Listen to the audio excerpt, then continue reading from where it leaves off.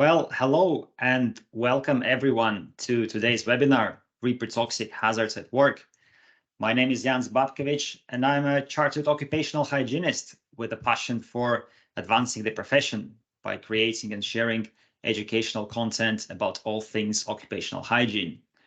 As previously, we have joined forces with our long trusted partners, Nexam Pty Limited and SKC Limited, to deliver a free and highly informative webinar on this important topic. This time, we wanted to bring you even more value, so we accredited this webinar to give you 2 CPD credits. Also, for the second time, we will be launching the Global Occupational Hygiene Training Support 2024 Bursary scheme to cover the cost of 3 W201 modules for successful applicants. All right, I'm so happy to see so much interest for this topic, and I hope everyone who joins us today will learn some practical knowledge that they will be able to apply at their workplaces. Also, we want to utilize the full potential of this get-together opportunity, so please feel free to use the chat function to ask questions and engage with your fellow colleagues throughout the webinar. Okay, but before we start, what I want to do is to ask you a quick question. And the question is, where are you joining from today? So you should be able to see this poll on your screen. So if you submit your answer, we will see which geographical region will dominate today's meeting. If you don't see poll on your screen, it's probably in the chat box, so feel free to open that and take a vote. Cool. So just give it a few more seconds for people to vote. Right, interesting. So we got 56%, almost half of the people are joining from Europe, a quarter of them from North America, 11% from Africa, South America, Asia. We got someone from Antarctica, and if you're not a penguin, please message me. So I want to know what occupational hygiene challenges, apart from thermal stress, you have in Antarctica. Cool. So let's quickly go through the agenda. We have 19 minutes ahead of us, packed with a lot of useful information, interactive activities, and exciting announcements. We will kick off our webinar with the message from our trusted partner, SKC Limited, followed by the first presentation on the topic of non-chemical reprotoxic hazards, such as stress, noise, vibration, and psychosocial hazards. After that, we'll take a break and we'll do a live prize draw to celebrate Bite Size OH community reaching 10,000 followers. Following this, we will have the second presentation on the management of chemical reprotoxic hazards and the risks and the risk-based approach to manage reproductive health risks. And we also decided to include an extra presentation on the topic of sampling for reprotoxic hazards to equip you with a practical knowledge of risk quantification for that is essential for the management of reproductive health risks. And finally, at the end, we will hold a short Q&A session before announcing the launch of the second intake for the Global Occupational Hygiene Training Support 2024 Bursary scheme. And we will inform you about the application process. But before I hand it over to Keith, I would like to do a quick poll just to see how many of you heard about SKC and are familiar with their services. So guys, you should see something on your screen and just let us know how much do you know about SKC.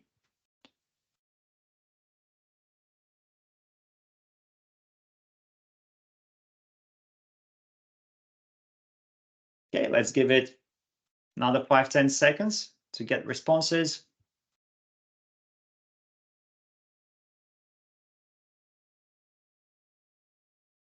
Cool. So we got 72% of people know about SKC, familiar with their services. 17% don't know anything about them. And about 10 of them heard about them, but not sure what they actually do. So to close this knowledge gap, I will hand it over to Keith Emery, who is SKC sales manager, and he will talk a bit more about SKC mission. So over to you, Keith. Good afternoon, everybody. My name is Keith Emery, and I'm the sales manager of SKC Limited. And following the SKC sponsorship of the successful dermal exposure webinar held earlier this year by Jans and Nadia, we at SKC are very excited to once again be the main sponsor of this webinar on reprotoxic hazards at work. We at SKC are proud to be part of the ongoing knowledge sharing and education of occupational hygienists, and in particular, the next generation. For those of you who are new to SKC Limited, we have been in business for nearly almost 40 years, and we are probably best known for the manufacturer of air sampling equipment. But what you may not be aware of is that we've extended our ranges over the past few years. So we're now able to offer products that include skin and surface chemical exposure, hand-arm vibration, and noise exposure measurement. We also provide practical one-day training courses in air sampling, and at our offices here in the UK, we can service, test, calibrate, and repair any equipment of our equipment. But probably what we're best known for is our comprehensive technical guidance and support. Later in this webinar, my colleague Catherine Zorts from our sales department will explain how SKC air sampling equipment and air sampling media can be used to monitor for reprotoxic hazards in the workplace. But for now, I'll pass you over to Jans and Nadia for the first section of the webinar. Thank you very much, Keith. Okay, so with great pleasure, I would like to introduce our first speaker, Nadia Mundi. She will talk about non-chemical reprotoxic hazards such as noise, vibration, radiation, and thermal stress, and their potential adverse effects on reproductive health. Nadia is a very passionate registered occupational hygienist and managing director of Nexam Pty Limited. She currently holds a master's degree from the University of KwaZulu-Natal and has close to 12 years of professional experience within the occupational hygiene industry. Nadia also volunteers at the Southern African Institute of Occupational Hygiene, where she serves as the current president. So recently, her company Nexam Pty Limited has been recognized as an approved training provider by the Occupational Hygiene Training Association to train OHTA modules, leading to internationally recognized qualifications. So without further ado, please welcome Nadia. Thank you, Jans, for that introduction. Okay, thanks, guys. I think it's an afternoon for us in South Africa, so it's it's closing to the evening for us. So welcome and thanks for joining, and I'm looking forward to the session. So Jans, I think let's put that first poll up to see what they, so have you received training or information about potential reprotoxic non-chemical hazards in your workplace? So please go ahead and answer so that we can see where your knowledge lies and where there's potential gaps. Okay, so it's looking quite good there. All right, comprehensive training, 16 is basic information. Okay, so that's good, with good start there. And no, I haven't. All right. All right, so it's looking quite good. So guys, thanks for answering and participating in that. It gives us some sort of level of feedback to continue. All right, so if you look at reprotoxic and what does it mean in terms of definition, Um, it refers to the potential. Oh, sorry, I see that I forgot to put my camera on. So sorry, guys, about that. Hi there. All right, so if it refers to the potential of a substance to adversely affect the male or female reproductive system, including the ability to conceive and maintain a healthy pregnancy. So if you look at it, there are various factors that can actually influence the potential to have either, healthy children for both men and women. And, workplace hazards are common, with these considerations that we have to consider. Um, your reproductive toxic agents, which Jans will start talking about, he's looking at your specific chemical aspects. And those are generally defined, those that affect, the function, fertility or fetal development and growth.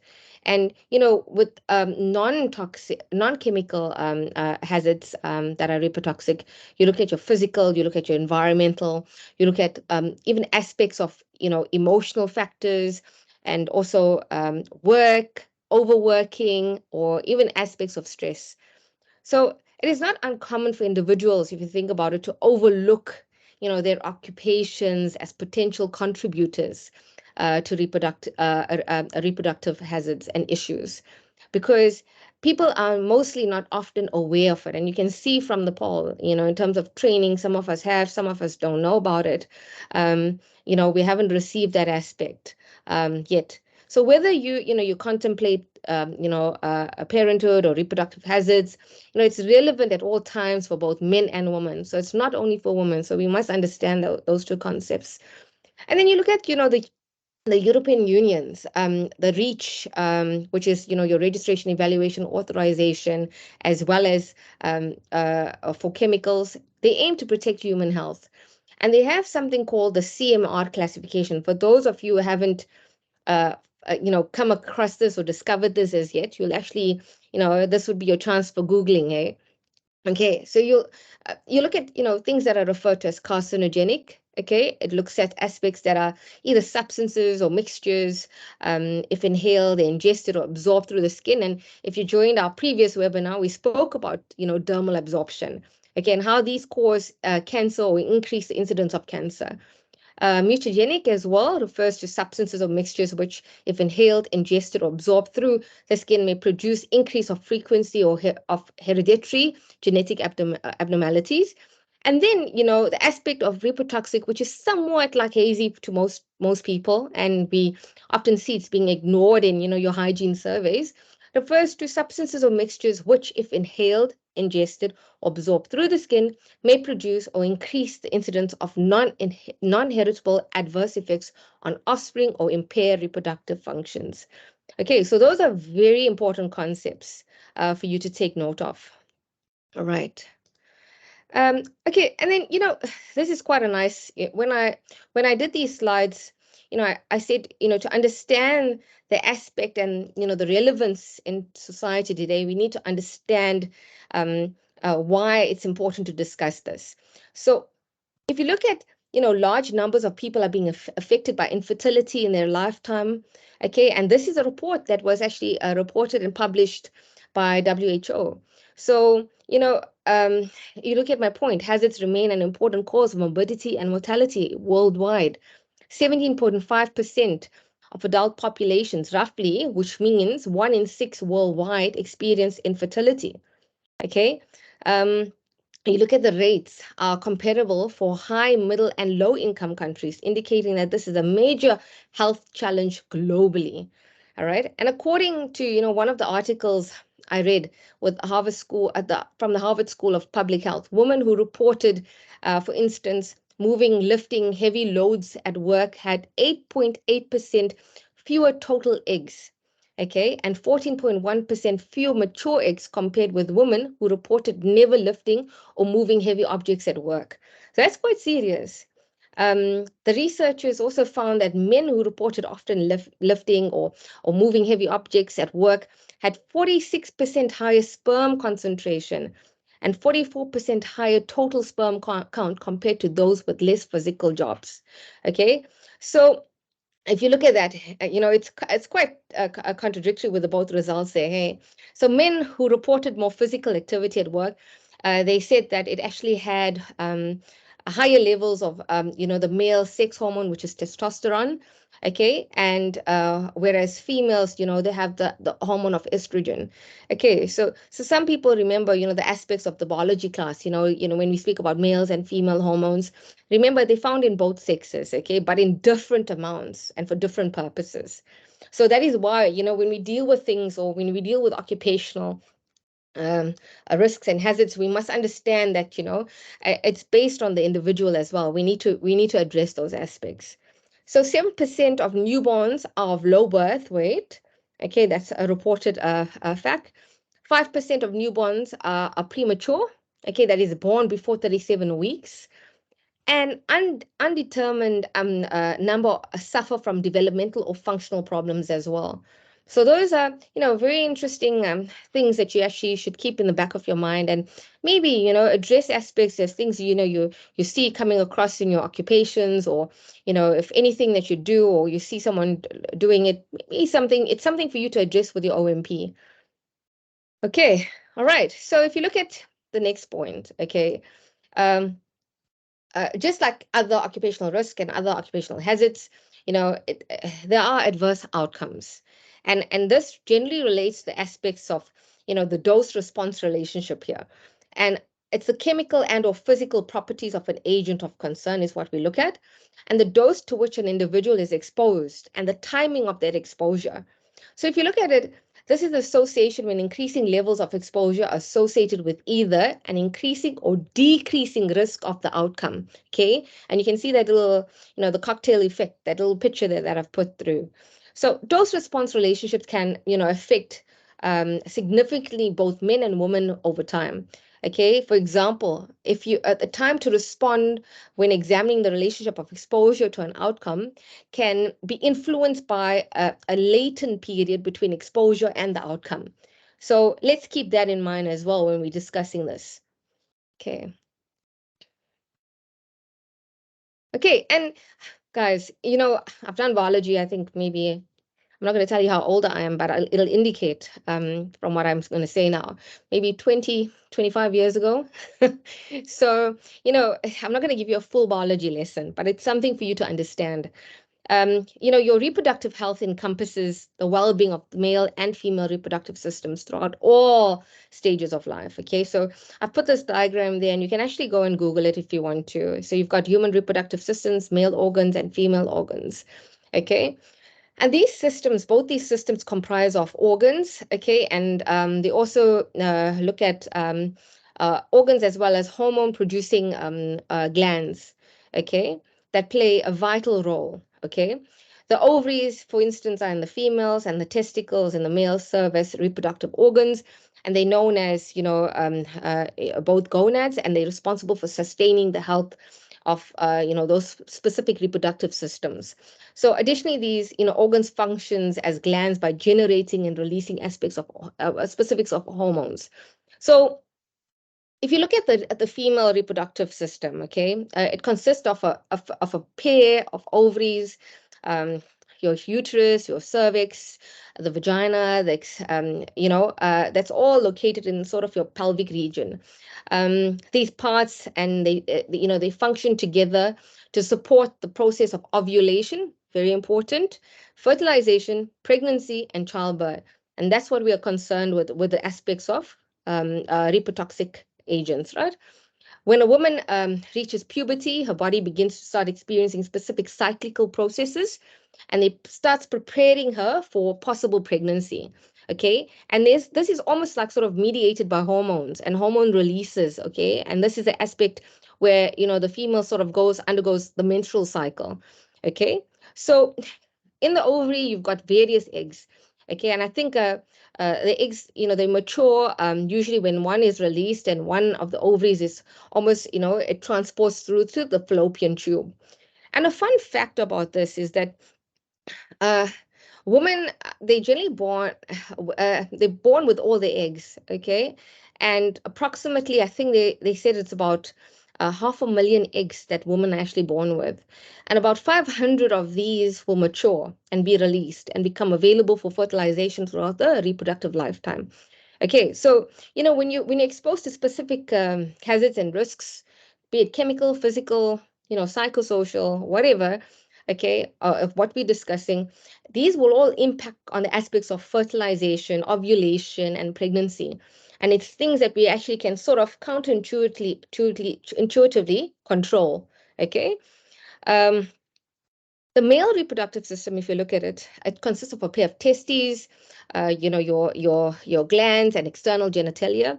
Men also have active spermatogenesis, okay, which is a sperm production at puberty, and generally this aspect produces sperm for most of their lives. Okay, this is sperm production is something that's a continuous process, and it's also regulated by hormones as well. And it also starts producing aspects of they call it the luteinizing hormone and the follicle stimulating hormone, as well as testosterone.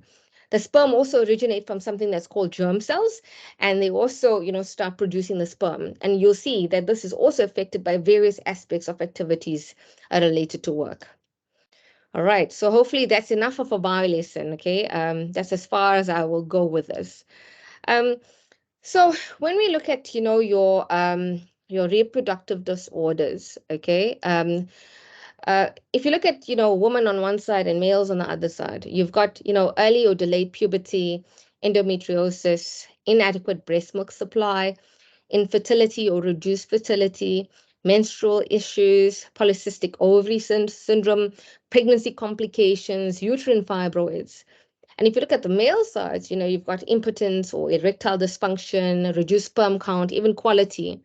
Okay, so those are specific aspects that we have to also look at and consider when we starting to analyze and do risk analysis in the work environment. So, the function of reproductive system. Okay, so so we understand it. We've just gone through a little biology lesson. What are the functions? Okay, and what is the purpose of it? The purpose is that, primarily its role is to ensure that, there's a continuation of the species throughout the production of offspring. Okay, it also enables, for instance, the fusion of the sperm and the egg, and results in the formation of your zygote. Okay, it also supports early growth and development of the embryo. Okay, in females, it supports pregnancy by facilitating implantation and developing a fetus and through the placenta. And it produces hormones like, progesterone, estrogen, lactin, testosterone that regulates reproductive processes. Okay, and secondary sexual characteristics. Okay, so hopefully that sort of supports an idea for you. And I've listed the specific aspects in terms of function. I just gave you just like sort of a summary, a holistic summary of it. Okay. So why should we consider non-chemical reprotoxic hazards in the working environment? Why must this be considered? Okay. And is this something we should consider, or are we just opening up a can of worms? All right. So reproductive health is influenced by a combination of chemical and non-chemical factors. Okay. The reproductive hazards, like we said, refers to substances or conditions that may adversely affect the reproductive health of individuals. Okay. Potentially leading to the aspects of affecting pregnancy, affecting fertility, affecting health in the offspring. Okay. Workers often encounter a variety of stresses and hazards at their daily work, and those include your physical, your biological, okay, your psychosocial factors that we have to also consider. So before we understand the importance, I think what's important here is the relevant point is we need to make out is to consider that, what are the chemical reprotoxic hazards? And Jens is going to speak about this, right? I'll just touch on it so that you guys are following with referring to the other aspects. So, if you look at chemical reprotoxic hazard, it affects your endocrine disruption. It affects your gonadal toxicity. It starts, like we said, we spoke about the CMR, mutagenicity, and also genetic damage, and also impairs fertility. So if you look at chemicals, these are what chemicals do in general. So if you consider non-chemical reprotoxic hazards in the workplace, it's essential for comprehensive understanding of occupational health and safety, okay? Specifically looking at the aspects of, the social dimensions of reproductive health. So investigating your biological mechanisms underlying non-chemical reprotoxic hazards provides insight to the potential to disrupt the endocrine signaling system, and also altering your stress response pathways and including your psychosocial changes in the reproductive organs. So understanding these mechanisms, what I'm actually trying to highlight, it's pivotal, okay, for targeted interventions at the workplace. Okay, so we move on to, I've identified some of the, your non-chemical reprotoxic hazards. And the one being is radiation. I think we all are very familiar with it. So you've got ionizing and you've got non-ionizing, and they can impact reproductive cells, cause infertility, birth defects. Prolonged exposure may lead to fertility issues and developmental abnormalities also in the offspring. Common risks, if you think about it. Okay, where is this commonly found? Where can we experience this? Potential healthcare settings, nuclear power plant workers, mining, space exploration. How many of us do actually surveys for, people who are actually going to space? I haven't done one yet. Okay, airline crew and employees, like if you think about it, in nuclear plants, including operators, technicians, engineers, okay, may be exposed to radiation on a routine operations and maintenance process. Pilots, and if you think about, pilots, we somewhat ignore. Flight attendants, we somewhat ignore. We sit in the seats. I'm flying off tomorrow as well. And, we don't really consider these aspects, but they may receive also higher levels of cosmic radiation at higher altitudes during flights. So those are aspects we must not ignore. Okay, so exposure to ionizing radiation may have adverse effects on human reproduction that depend on dose, and almost all of these spaces, dose, duration, intensity, and frequency. Okay, those are common things that we know as occupational hygienists. Okay, and you must remember, as with other exposures, the likelihood of sort of experiencing adverse health effects due to radiation is directly correlated, okay, with the received dose. Okay, with the understanding that there's no threshold that exists below which radiation exposure is deemed entirely safe. All right, so we must understand that dose-response relationship.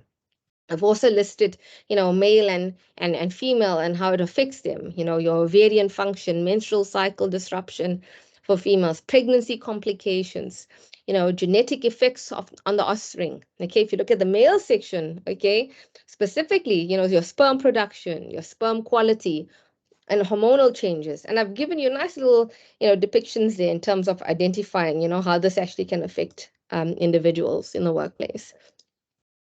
All right. Okay, so moving on to, the other point of radiation is to, if you look here, radiation to germline cells can lead to temporary or permanent sterility depending on the radiation dose. Male fertility, reduced sperm count between, the specific points as well, your and temporary sterility and permanent sterility. And, you've got those specific aspects to refer to, which I've listed for you. But what you must understand, we often are not exposed to these levels in general, okay? And, radiation to germline cells, we must understand that, even though, these are the factors and, the reference points we must actually prevent, generally in general settings, we actually are well below those specific levels.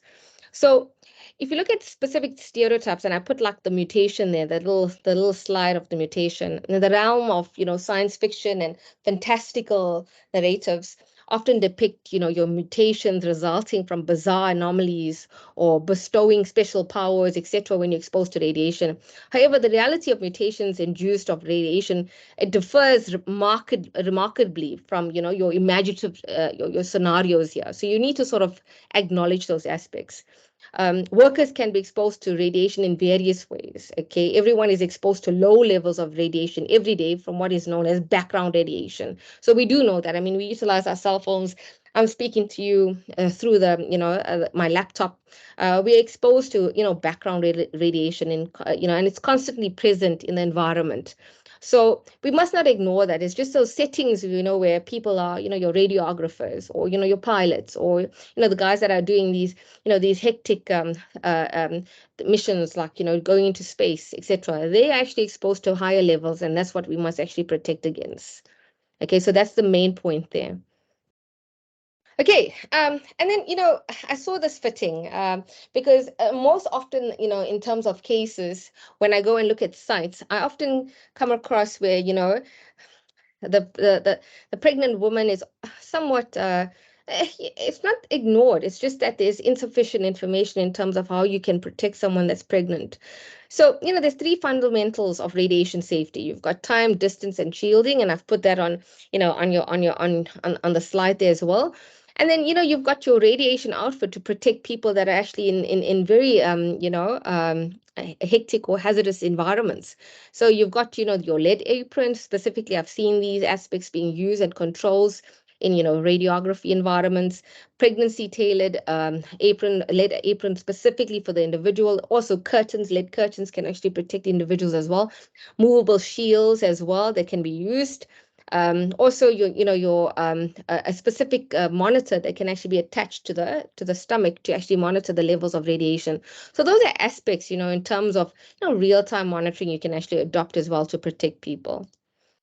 Okay, and then we move on to the next component, and I'm trying to keep with time because I know I'm closing to slowly to it. From radiation, we move on to the aspects of temperature extremes between heat and cold. And if your job causes your body temperature to become higher than 39 degrees, you must actually worry about that because and we talk about higher than 39 degrees in terms of body temperature, guys, not environmental temperature, body temperature. Okay, you suffer from heat exhaustion, heat stroke, or dehydration impacting on the facility. Pregnancy increases the risk for heat exhaustion or heat stroke sooner than a non-pregnant worker. And then this is because if you think about it, your body must also work harder to cool down both your body and the unborn baby. And even NIOSH recommends that a pregnant worker's body temperature should not exceed between 39 and 39.5 during the first trimester of pregnancy. Those are actually, nice recommendations you can actually come across and look at it. Because, extreme temperatures, whether high or low, can potentially have an impact on the reproductive health of both males and females. Okay, and it affects people in different ways. So if you look at it, who is exposed to these environments? If you look at people working outdoors, foundries, people working in very hot climates, hot weather. Okay. I mean, in South Africa, we're going through a heat wave. I mean, I don't know if all parts of South Africa, but majority of the people that I've spoken to in different provinces, we've been complaining about the heat. Bakers, your cooks, your dishwashers in commercial kitchens, those individuals also, subjected to high levels of heat. So heat in the environment, if you look at it as an occupational hazard, we know that we go and do thermal stress measurements. We go and take WBGT results. Okay. And the working population has diverse aspects in terms of jobs and the fitness level, in terms of risk factors, looking at illnesses. They vary, between individuals. So if you think about it, for males, they also say for males, normal testicular, I think, temperatures between 2 to 4 degrees below body temperature. And testicular temperature is regulated by two mechanisms. And that's specifically, if you look at it, your scrotum is responsible for the first level of regulation. And that looks at, subcutaneous, in terms of fat, the total surface area, the skin changes with the temperature as well. And this also, it can also dissipate, the exterior as appropriate. The second mechanisms for males in terms of testicular is looks at your spermatic cord, okay, where there's a countercurrent of heat exchange between the arterial blood and the ongoing venous blood. So if you look at that as well, for males, it does affect their sperm production, okay, their sperm quality and testicular overheating. On the next slides, you'll see that, I'll actually speak about quite nice, a couple of slides coming forward. It's actually, I think it's going to be in a slide coming way completely forward, not under heat, but you'll see it aspects that will be addressed just now with heat as well. It almost has a relation, okay? And your types of heat-related illnesses. Look at these aspects. You've got your heat rash, you've got heat cramps, you've got heat exhaustion, you've got heat stroke. All these, okay, impact on both male and females in different ways. And, when we're doing our risk assessments, we can't sort of look at it as an individual per se and look and think this would actually be applicable to both men and women. We've got to address these scenarios in different settings per individual, both for males, both for females, whether you're pregnant, whether you're not, okay, because they all have different impacts on it as well. Right. So if you look at noise, noise is also, I mean, I was just asking the team earlier on because we had something going on in the background here just now. There's a bit of noise in the environment and I was trying to concentrate and I couldn't. So noise from an environmental, occupational, or residential setting is recognized as a stressor agent as well, okay? Noise plus occupational and environmental conditions acts as a general stressor on both the mother, inducing a variety of physiological and psychosocial changes that may also affect the pregnancy. All right. And if you look at both aspects, men are predominantly exposed to, they often, you'll often see the population in terms of how they spaced out in the environments. And if you look at mining industry specifically, it's highly dominated by males. Okay. And, they're exposed to high levels of noise, specifically shipyards, construction sites, whereas women are predominantly exposed to high noise levels in the textile and the food industries. Okay, these are data that I've actually received and reviewed over research. Okay, this can also result in sleep disruption. Noise can have various physiological and psychosocial effects on the individuals. And while it acts as a direct impact on the reproductive health, it's complex and it's also constantly evolving in terms of the area of research. So you'll see, when you're doing your research, there's some things that you can actually refer to, some things you can't actually link up to because there's still more research developed around it. So, I've actually listed these specific aspects. If you look at, your sleep disruption, hormonal changes, I just told you, your reproductive action, system is actually very highly dependent on releasing hormones. And if that changes your hormones, okay, that will actually affect your fertility aspects, okay, sperm production, sperm quality. Also, remember, we must keep in mind these are based on individual variabilities as well. All right. Okay, and then if you this is quite a nice concept if you look at a noise. This aspect specifically looks at noise from physical stresses and how it actually correlates between I'm just trying to see here your direct pathway and your indirect pathway. Okay, and they actually move in terms of it's a model that's used in terms of auditory and an indirect pathway looking at non-auditory, and you can actually get it from Haddad 2021. If you guys want to research more about it, it's a very nice little model that they actually look at. They also look at the aspect of the B side where it looks at your neural activation, okay, where noise exposure causes signaling via your hypothalamic pituitary adrenocortical axis and sympathetic nervous system, okay, and they actually show you how these are actually these glands actually interact and start creating aspects of stress for the individual and how they relate. So this model is actually quite a nice model to actually show your stresses actually also affect specific levels of both male and female in the environment as well. So try not to ignore that as well. Okay, and then we look at, I said I could not ignore the physical stresses of noise without addressing the aspect of a pregnant woman. So, however, little is known, okay, in terms of the association between occupational exposures during pregnancy and birth outcomes.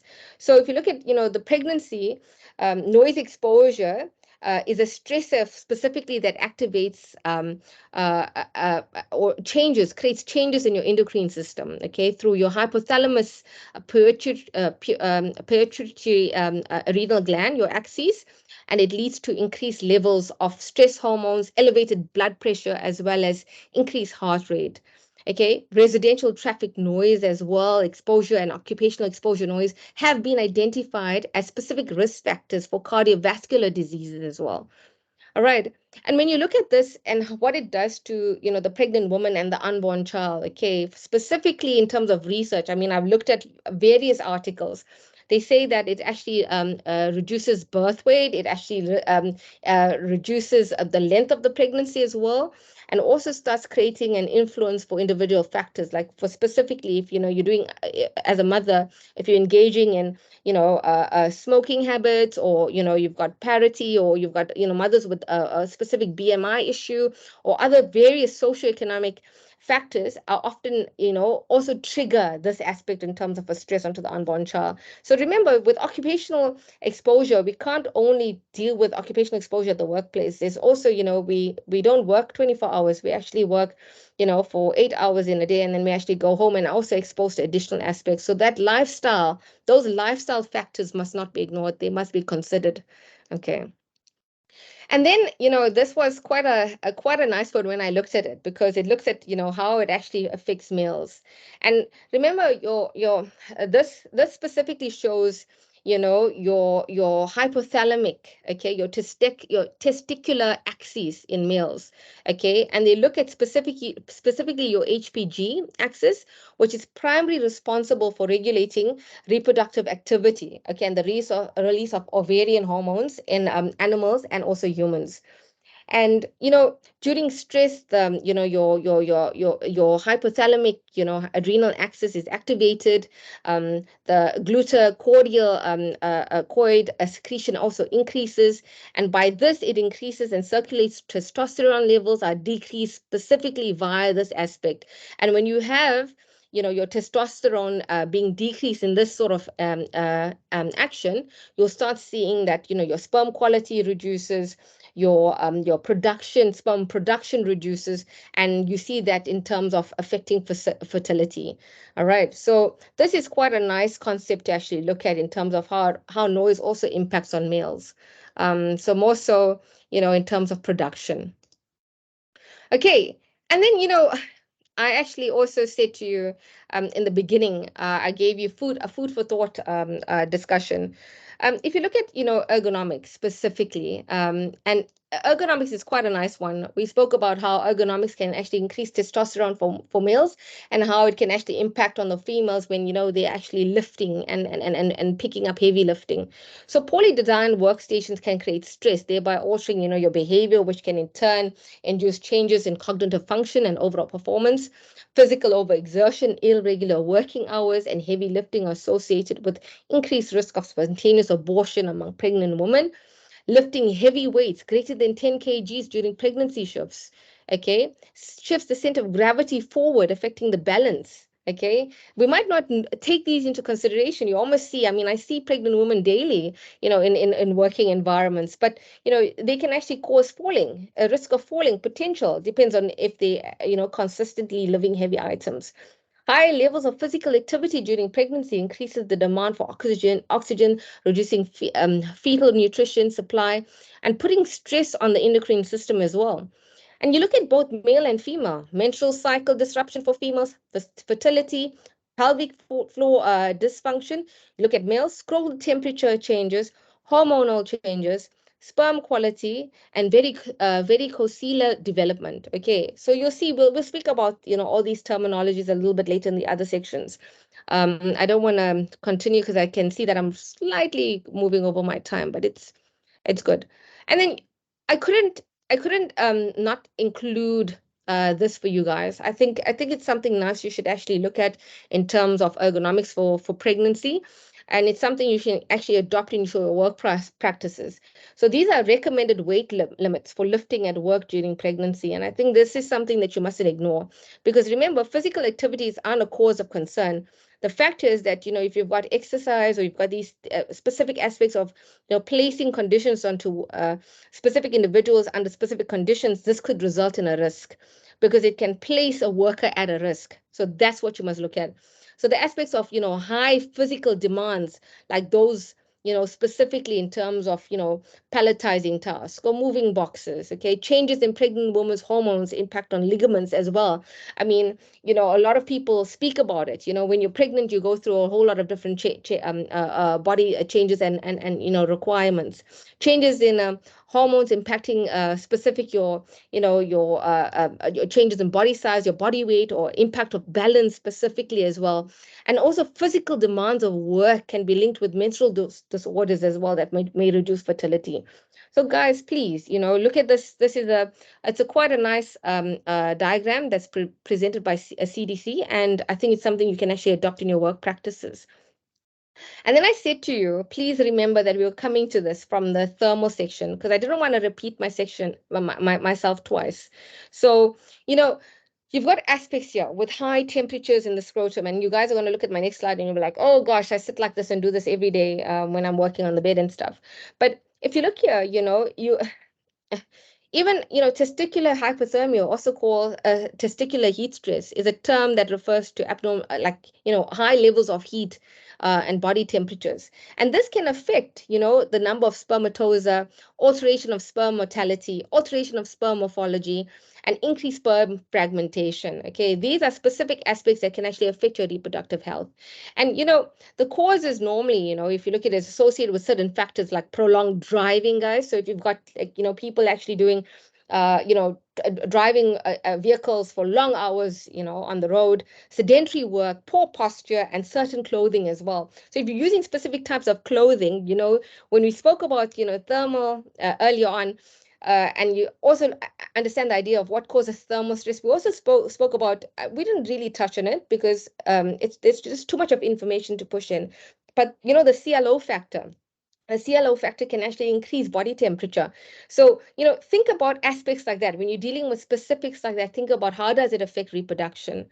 All right. And then, the next slide is actually quite nice because I bet some of you are going to identify with this. So if you look at this, some of us use our laptops and place it on our laps, and I think you're going to think twice about doing that. You've got your sedentary work as well, which is an issue, and you've got cryptopsychidism and your varicocele. Okay, so your cryptopsychidism is an absence of at least one testicle from a scrotum, and this can be caused by heat. Okay, and your varicocele, I said to you, I will actually talk about it in this section, as an enlargement of the veins that transport oxygen-depleted blood away from the testicle. And what this does, it affects quality and sperm production. Okay, so go and have a look at these concepts and write, and I hope some of you guys are actually making notes in terms of how you're going to reference this in your further risk assessments. And then, without going further, I think we can't ignore this section, your biological stresses, infections and vector-borne diseases. Your infections, your workplace exposure to infectious agents, specifically sexually transmitted infections, can result in reproductive organs, fertility, and increase the risk of complications during pregnancy. Vector-borne diseases, specifically risks associated with certain occupations.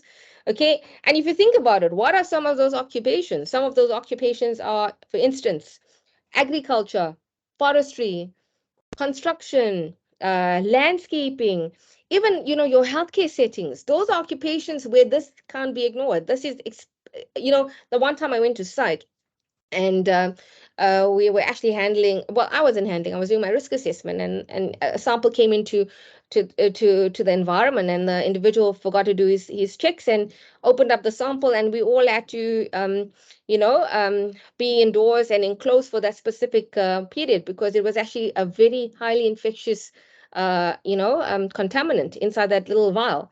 So things like this, it's not uncommon. I actually went through it. And if you look at your female section and your male exposures, pelvic inflammation, high fever affects menstrual cycles. In your males, inflammation of reproductive organs, high fever affecting sperm quality and production as well. So that's how it affects people in terms of reproduction. Okay, and those are some things we can't sort of ignore and leave out in terms of risk assessments. I think it's very vital for us to include it. Okay, and then I remembered, when I had my baby as well, I was also, I was very cautious, because specific aspects, if you look at it, viral infections and pregnancies, various causes of fetal morbidities and also mortalities. Okay, so you've got to make sure that you actually consider those aspects before going forward, as well as female pregnant, or if you're doing risk assessments on people who are pregnant. Most viruses can actually affect the human host, okay, via your droplet infection, and some can also go through the aspect of sexual transmission or transfusion by infected blood. Okay, so if you look at aspects, even lactation, if you're breastfeeding as well, Jans will speak about these chemicals that can actually go through your breast milk and can actually be transferred into the baby if you're breastfeeding. So specific things like that, you've got to understand, what is my situation here? Can I go and do the risk assessment? I've just had a baby, and I'm breastfeeding. Or these are things you should actually put in as control measures for individuals that you're actually assessing on at your workplaces. Measles, mumps, rubella, okay? All specific. Those viral infections during pregnancy can range from an impact to spontaneous miscarriages, specifically resulting to that. Okay? And and that's something interesting because a lot of people are unaware, okay, and uneducated in terms of understanding the risks associated with that. And then we move on to your psycho social stresses, work stress and lifestyle. And I haven't paid too much of impact on this slide specifically because I think some of us do understand how stress kind of affects us, so I didn't want to completely put a lot of effort into it.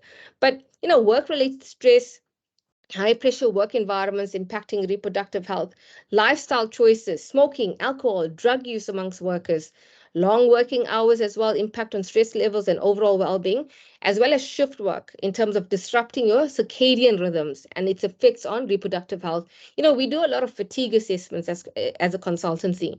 So it's something that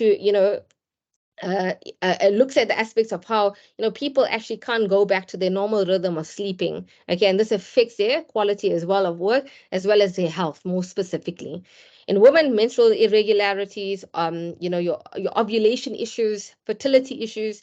In terms of males, sperm quality issues, hormonal imbalances, and sexual dysfunction as well. So these irregular working hours have been found to increase, the risk of, creating issues for, your fetus as well if you're pregnant, with the risk of, higher working conditions, including night shifts, prolonged standing, increased noise exposure, and highly your psychosocial needs all impact on the individual when they're carrying out work.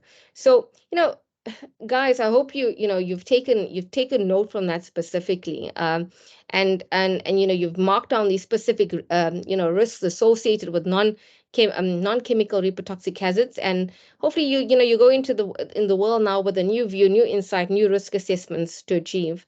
And that's my last slide for that. And I just wanted to also end off to tell you who we are and what we do. We are a consultancy, and we actually we do a whole lot of different things. We do occupational assessments, risk assessments. We do training is our key aspect as an organization: awareness, safe work procedures, and project management. And we also, like Jan says, we host all these OTA courses. And generally, sometimes a lot of you guys are here, come with me, and we learn and we try to make it an open environment for us. So if you guys want to connect with us, please connect with us, engage with us. I mean, even if you don't want to do these courses, you don't want to take us through in terms of assessments, please connect with us. We're there to help you. My number is available. My email address is available. We've got our website as well. My number is also a WhatsApp number. You're more than welcome to WhatsApp, and we'll get to you as soon as we can. And then the last slide that I want to leave you guys with is also, I normally don't end any training without something that's positive. So never let the noise of the world overpower the still small voice. So my thing is, never ever let anybody tell you, if you see something that's hazardous, you see something that's risky, try to help the person, or try to help yourself. Make sure your voice is heard. Make sure that occupational hygiene is something that should be in our vocabulary, and it should be actually spoken on a daily basis for protecting people, protecting our loved ones, and protecting the future generations. And I think that's it. I think I'm done. Oh, thank you very much, Nadia. I think there was one poll that we didn't lodge during your presentation, so maybe we can do it now that people have the awareness of all these information. And this is not the one that I wanted to launch, but still, let's answer this one. So how are you all guys feeling so far with all the information that we learned? Me personally, that's a lot of new information because, previously all my focus is on chemical hazards. And even though I talked to you that, I know there are non-chemical hazards, I didn't really get the full appreciation, what they consist of. It's much more than just, being in a hot environment that can cause your harm to unborn child. It's more than that. So it was all good to know. So I see people enjoying good information so far. Great, fully locked in. If you're not fully locked in yet, hope next presentation will help you to do that. So take control over and cool. Take a little break before 2 presentations to help us with our attention span. I want to do this giveaway to celebrate 10,000 followers. So if you don't know what Bite Size OH is, it is an educational blog and community based on LinkedIn of highly engaged health and safety professionals with a common goal of advancing workers' health protection. And just recently, our community grew to 10,000 followers. So to celebrate this milestone, we're giving away 4 brand kits and Amazon gift card. So what I got for you guys is a nice notepad with some words of appreciation from me for being part of the community. You get Bite Size OH pen. So, and you also get this cup. So coffee is 10 times stronger when you drink from it, and tea is 10 times sweeter. So you'll get this cup as well. A little nice £5 voucher as well. Put it in.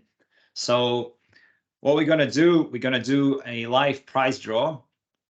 So let me open this screen for you guys. Just bear with me while it's loading.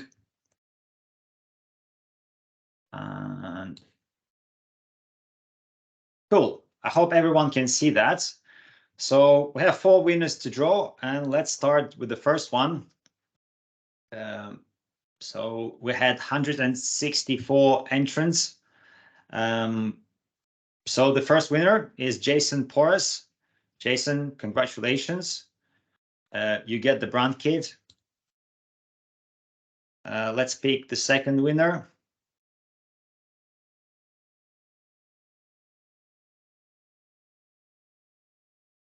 Say Fatin Toy, you're the second winner. Congratulations to you too. So the notepad, the cup, the mug, and the pen is going your way soon. Let's get the third one.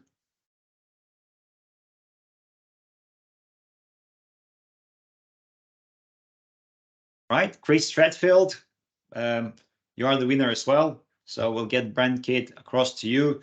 So last chance, let's draw the fourth winner.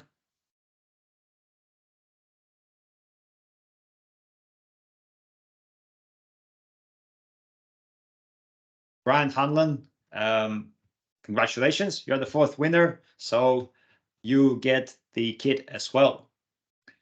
So I'll stop sharing for now and put back the presentation on the screen. It might take a while to load. So while that is loading, just want to let you know that I'll get in touch with you on LinkedIn to get your details and to let you know how I can get this brand kit sent across to you. Cool.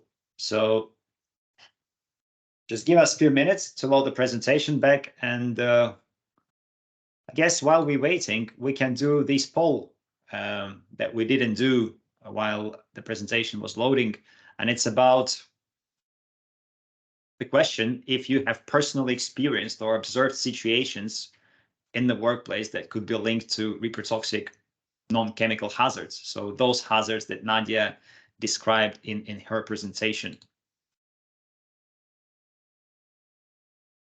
Me personally, it's like, sounds like everything is a non-chemical reprotoxic hazard at work. So for me, it's definite yes.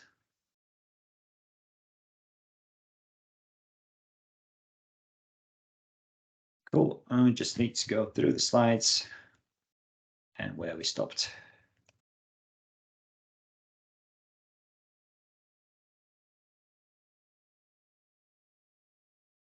Cool. 75% of you guys have come across non-toxic, non-chemical reprotoxic hazards. 14 of you haven't seen them, and 10% of you are not sure. Cool. Right. Nadia, would you do me the honors to introduce our next speaker, please? Certainly, Jens. Let me take control of that. Okay, so the next speaker, guys, I think we all know who he is. It's Jens. So I would like to, welcome him. He will talk about, the management of chemical reprotoxic hazards, like I said to you guys. Jens is a chartered occupational hygienist with a strong background in asbestos abatement, oil and gas, and chemical manufacturing industries. He holds a BSc Honours in Occupational Health, Safety and Environment from the University of Greenwich, and then a Master's, an MSc in Occupational Hygiene from the University of Manchester. Jens is a chartered member of BOHS and a holder of Diploma of Professional Competence in Occupational Hygiene. Jens has 10 years of experience in occupational hygiene, and he's currently working as an in-house hygienist for an agrochemical manufacturing company, which is Syngenta, based in Huddersfield, England. Let's all welcome Jens. And I think Jens is one thing that I always do with you is Saveki. Hopefully I'm saying this correctly. Surname, Babkiewicz, yes. Yes. Got it. No worries. Thank you very much for introduction, Nadia. I'll take the control back. Cool. So to continue to build upon your knowledge, the knowledge that you delivered in your presentation, Nadia, I want to just quickly go over the types of reprotoxic hazards, some of them that Nadia described, and then focus on chemical hazards that my presentation will be about. So let's quickly go over the definition first. So reproductive toxicity is a term used to describe agents which can cause adverse health effects on sexual function and fertility in males and females, as well as developmental toxicity in the offspring and effect through or via lactation. Such agents are referred to as reprotoxins or being reprotoxic.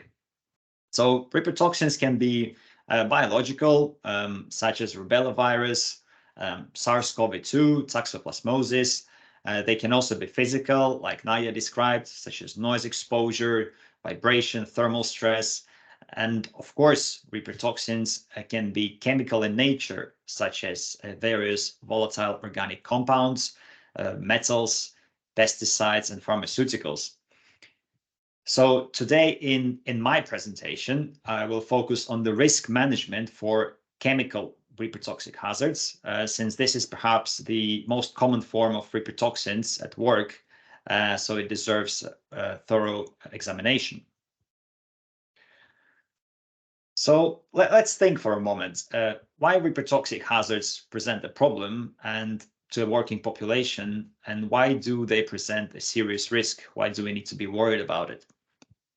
Well, the answer is because they have the same capacity as carcinogenic and mutagenic substances to cause serious and irreversible harm to the health of people exposed to them. When exposure to reprotoxins is concerned, we are talking about tragic health effects, life-altering health effects, such as infertility, miscarriages, or even fetal malformations. Certain chemicals can cause harm to reproductive health prior to pregnancy, during pregnancy, and even post-pregnancy, so via lactation, for example. And to reiterate, exposure to reprotoxic chemicals can harm the health of both female and male workers. So it's not only female workers of reproductive age or pregnant workers that we're talking about. The European Trade Union Institute estimates that 1.9 million of workers in the UK are exposed to at least one substance that is toxic to reproduction, and more than 300,000 workers in the UK are exposed to reprotoxins. So these figures clearly demonstrate the scale of the problem and highlight the importance of controlling the risk of exposure. Cool. Let's have a look at 3 common approaches a workplace may go for to control reproductive health risk. And option 1 would be to exclude all female workers of childbearing age from work with reprotoxic chemicals. From my personal experience, this is a long-established historic approach to control the risk. Of course, elimination of exposure is the most preferable option. However, this approach fails in 2 areas. First, reprotoxic hazards can harm both female and male workers. So if we are to exclude one gender to offer protection, why should the other continue to be exposed to harmful reprotoxins? So can we exclude both genders? Who will do the job then? Maybe robots, but somewhere in the future, we're not there yet.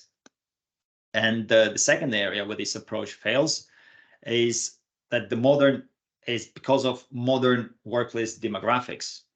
The proportion of female workers taking historically male roles with a higher exposure potential to reprotoxic hazards is ever growing. So excluding a female chemical process technician, for example, from all tasks involving reprotoxic hazards would be practicable perhaps as recent as 1990s, since that would require a male colleague just covering for a few female workers. However, nowadays, this is no longer practicable due to growing number of female workers in such industries. If gender-based exclusion is applied to a modern workplace, it could not only mean that male counterparts will have to provide extensive cover, but you are also risking a gender-based discrimination, as exclusion from certain work tasks may slow down the career progression. Now on to option 2, which is similar to the previous option, but only focus on exclusion of pregnant workers. This is a more pragmatic approach, since it is practicable to arrange a cover for the duration of pregnancy and sometime after it. However, exclusion is not always possible due to the unavailability of alternative exposure-free duties. Where the risk to the health of a pregnant worker cannot be eliminated, some countries will require employers to provide paid leave. Trying to eliminate the risk to pregnant workers is the right thing to do, of course, but as we will explore further, complete exclusion from work with reprotoxic hazards is not always necessary to eliminate the risk. And finally, there is third option to eliminate all reprotoxic chemicals from the workplace through substitution. This is, of course, the best possible option, as it completely eliminates the risk to all workers. But as you can imagine, it is seldom possible on a large scale, and some use of reprotoxic chemicals will be dictated by the process chemistry that cannot be changed. So now we have a question. Is there a better way to manage reprotoxic hazards that takes into account the modern demographics and practical limitation of other historic approaches? And the answer is yes. The risk-based approach that I'm about to present you offers a pragmatic solution to the management of reprotoxic hazards at work. It is rooted in toxicological principles. It offers a non-discriminatory approach and provides safe working environment for both men and women.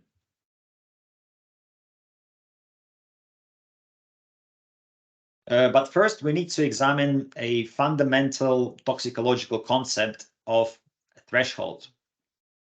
All chemical substances can be divided into two groups: those that have a clear threshold of toxicity and those that do not have a threshold of toxicity.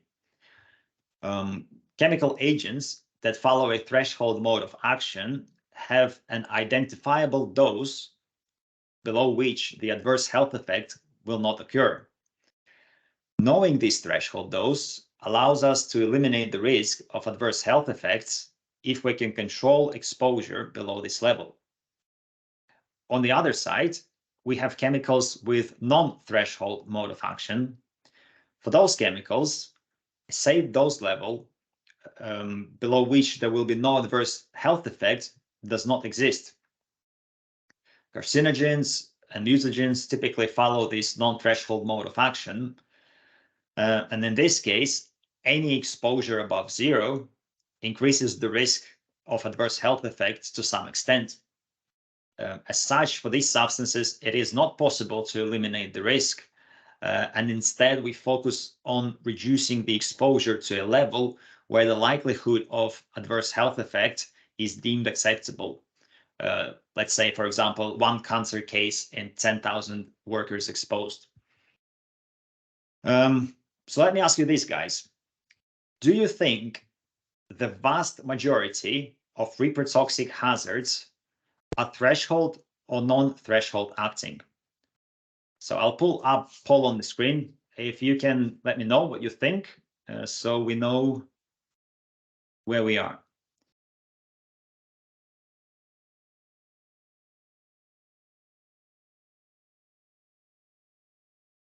Yeah, I'll just give it a few more seconds. Cool. Right, so I see that 36% of people, or 39% of people, let's say 40% of people think that reprotoxic substances are acting through threshold, and 62% of people believe that the vast majority of reprotoxic substances are non-threshold acting. Okay, the correct answer is threshold acting. So now that we know that the majority of reprotoxic substances are threshold acting, I would like to spend some time to examine the concept of a threshold just in a bit more details. This will help us to set the scene for next couple of slides. As we previously discussed, a threshold is an experimentally derived value below which there is no increase in adverse health effects. Threshold is typically based on a number of toxicological studies where test animals are exposed to various concentrations of a hazardous substance and their response is observed. The results are plotted onto a chart where the best fit dose response curve is drawn, and the practical threshold of toxicity is located somewhere between the no observed adverse effect level and the lowest observed adverse effect level.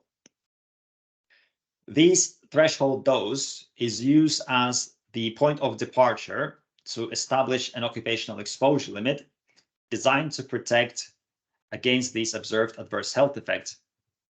Since human exposure will differ from experimental animals, we need to apply some adjustment factors to no observed adverse effect level to account for things such as inter and intraspecies variability, route of exposure, exposure duration, dose response curve, and the overall quality of the experimental data set.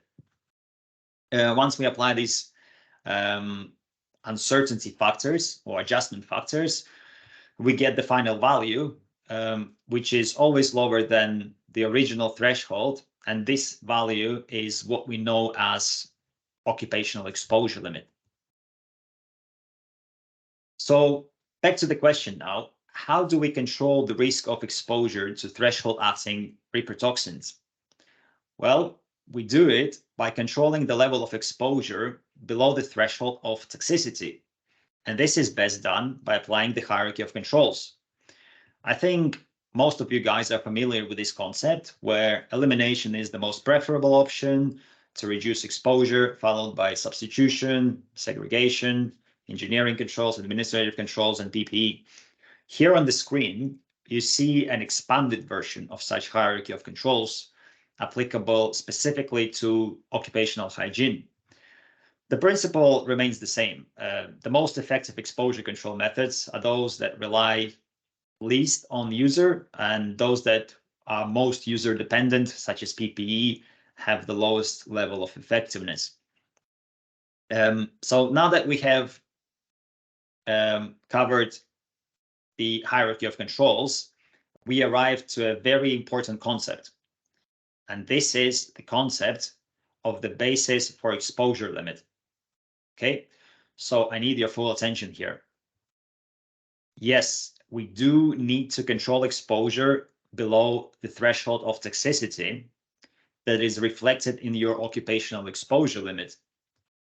However, it is essential that you make sure the exposure limit that you use in your risk assessment is actually based on protection against adverse reproductive health effects. And in order to do that, we need to examine the rationale for exposure limit to understand if it offers protection against reproductive health effects. Okay, so let's take a look what this examination process may look like. Let's unpack this first example of a threshold limit value for boric acid. Okay, boric acid is primarily used in manufacture of monofilament fiberglass, usually referred as textile fiberglass, but has other applications in medical, insecticidal, and nuclear power industries. It is category 1B reprotoxic substance and has a hazard statement H360FD, may damage fertility and may damage the unborn child.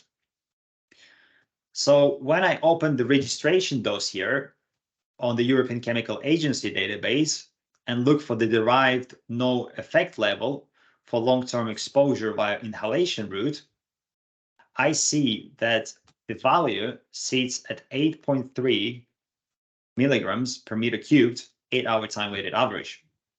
Okay. I can also see that the most sensitive endpoint used to calculate this derived no effect level is based on developmental toxicity / teratogenicity, which are both reproductive health endpoints.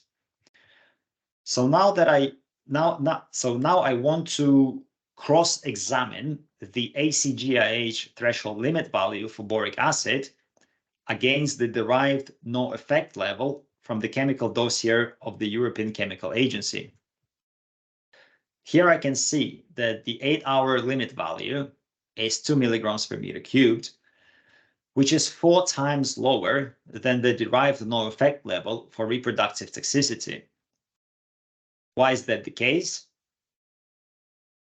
Well, because the threshold limit value is based on the protection against the upper respiratory tract irritation, which takes place at much lower concentrations compared to developmental toxicity and teratogenicity. That's a tough one to pronounce. This is reassuring because if we choose to comply with these exposure limit, with this threshold limit value for our risk assessment, we will make sure that reproductive health will be protected alongside prevention of upper respiratory tract irritation. Okay, guys, I hope you're still with me. Give me a thumbs up if you're following. If not, give me a thumbs down, and I'll try to be a bit better at explaining these concepts.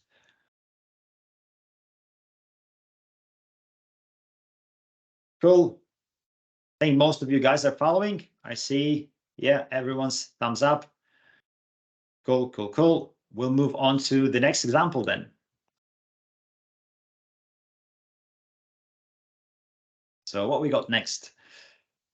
Next one, we got dibutyl phthalate. Okay, and let's examine a bit more complex case like this. Here, we want to examine threshold limit value for dibutyl phthalate, which is an organic compound commonly used as a plasticizer. Again, it is category 1B reprotoxic substance and is assigned H360BF statement, may damage the unborn child and is suspected of damaging fertility. Once again, I start my examination by opening the European Chemical Agency database and searching for dibutyl phthalate dossier. Okay. For long-term exposure via inhalation route, I find that it has a derived no effect level of 0.13 milligrams per meter cubed, which is based on developmental toxicity and teratogenicity. Well, let's assume I want to use the ACGIH threshold limit value for dibutyl phthalate. I can see that 8-hour time-weighted average is set at 5 milligrams per meter cubed, which is almost 40 times higher than the derived no effect level published on the European Chemical Agency database.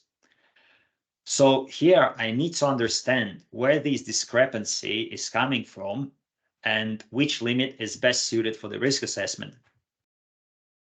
So let's put our investigative mind of hygienist or health and safety professional into action. Perhaps this discrepancy in exposure limits come from the differences in exposure limit basis, as we saw in the previous example with boric acid. At first glance, we see that the TLV basis is also based on the reproductive health endpoint, which is testicular damage. However, this endpoint is different to the derived no effect level endpoint, which is developmental toxicity and teratogenicity. Furthermore, I can see that the documentation date for the TLV is 1990, which precedes the date of the key study carried out between 1995 and 1997, which was used to establish the derived no effect level. So based on this, I can conclude that the TLV basis is outdated and does not take into account a more recent studies on developmental toxicity. And as such, I do not have confidence that compliance with the ACGIH TLV for dibutyl phthalate will offer protection against the reproductive health risks. And here, instead, I would be using the derived no effect level of 0.13 milligrams per meter cubed in my reproductive health risk assessment. Okay, so this one was a bit harder to unpack, I must admit. So I hope everyone is still on board and we are getting the idea of what OEL examination process looks like. So give me a thumbs up if you are following, and we can move on to the next example.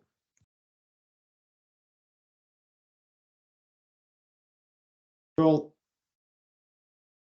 100% says yes, 99% says yes. That's a really good result. I'm happy you're following, guys. That's great. Excellent. Cool.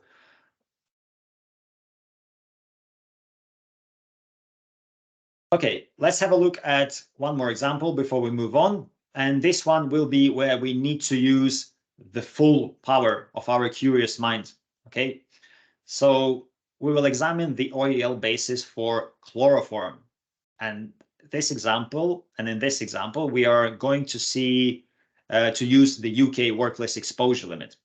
Okay, chloroform is suspected of damaging the unborn child, and it is what you see in the movies. You know, when the bad guy presses a wet cloth against someone's mouth to disable them. In reality, of course, it doesn't work like that. And it would take around 5 minutes for an adult person to become unconscious from breathing through a cloth wetted with chloroform. However, chloroform does work well as a reagent and solvent for many industrial processes, so it's quite a common chemical. As previously, we start with opening the European Chemical Agency database to find chloroform dossier, where we can see that it has a long-term derived no effect level of 2.4 milligrams, which is based on repeated dose toxicity.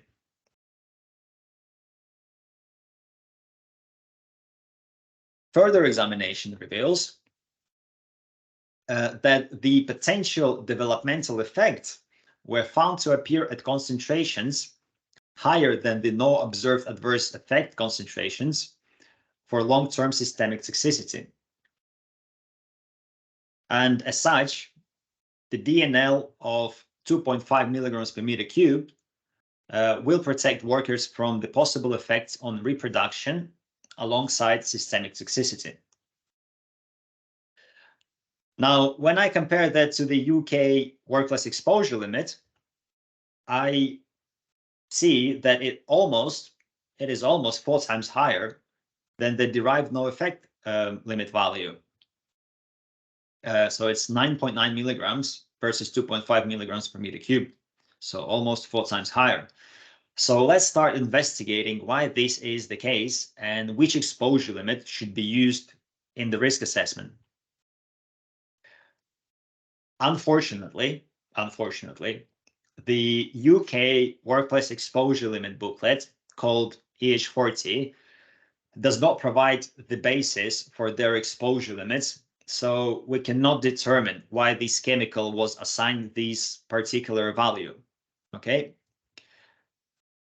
Fortunately, I found the old EH64 summary criteria for occupational exposure limits document that was nowhere to find. I searched it everywhere on the internet and off the internet. I found it in my predecessor's old office.